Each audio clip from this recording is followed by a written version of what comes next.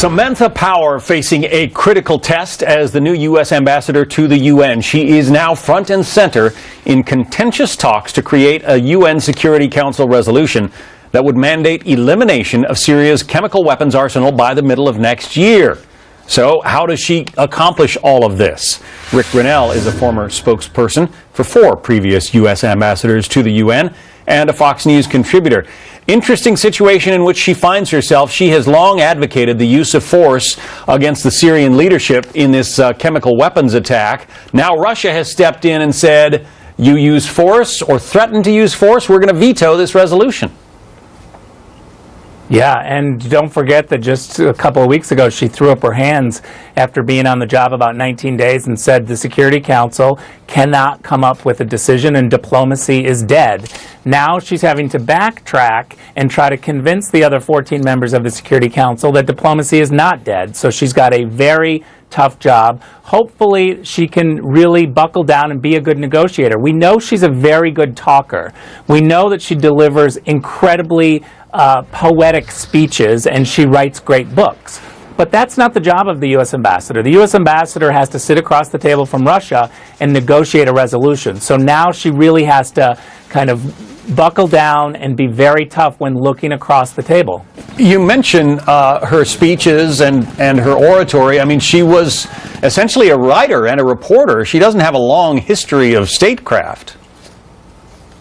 Yeah, she really has no negotiation experience whatsoever. So there are people who are very nervous about whether or not she can deliver. Let's be honest, Secretary of State John Kerry and Sergei Lavrov, the foreign minister of Russia, came up with a deal about what to do with Syria. We now have to put that into the form of a resolution. And what needs to happen is Samantha Power needs to make sure that we put into the resolution a very clear penalty if Syria doesn't comply. Certainly we know that there has to be penalties, and so those penalties have to be very clear inside the resolution. The way that this works at the UN is Security Council members get to decide whether they write the resolution under what we call Chapter 6 or Chapter 7 mandates. The Chapter 6 mandate literally says you cannot use force. There are no guns allowed. So we can't really write this under Chapter 6 and be serious. So what is she to do? I mean, what are her choices? Are you sympathetic to the situation in which she finds herself? Well, look, I've sat across the table of Russia a million times, and they always say they're against resolutions. Russia would say that they were against all 5 Iran resolutions that we in the Bush administration forced them to a vote. You can't listen to what they're saying. They're very good at the PR game. But I think what you have to do is you have to lay down the resolution, you have to put very tough verbs in that resolution, and then force a vote. Call the vote. Make them raise their hand and veto it if they want. They would then get the blame for not having a diplomatic solution to Syria.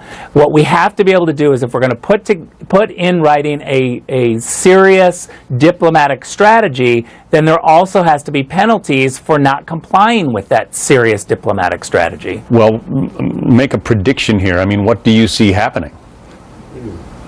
I predict that she's not able to convince Russia because she doesn't have negotiation experiences. If she was sent up to Harvard and had to convince a bunch of grad students of what to do, then we have the right person for the job. She'd be very good at that. All right. Negotiating with the Russians, never an easy task. Rick Grenell, thank you.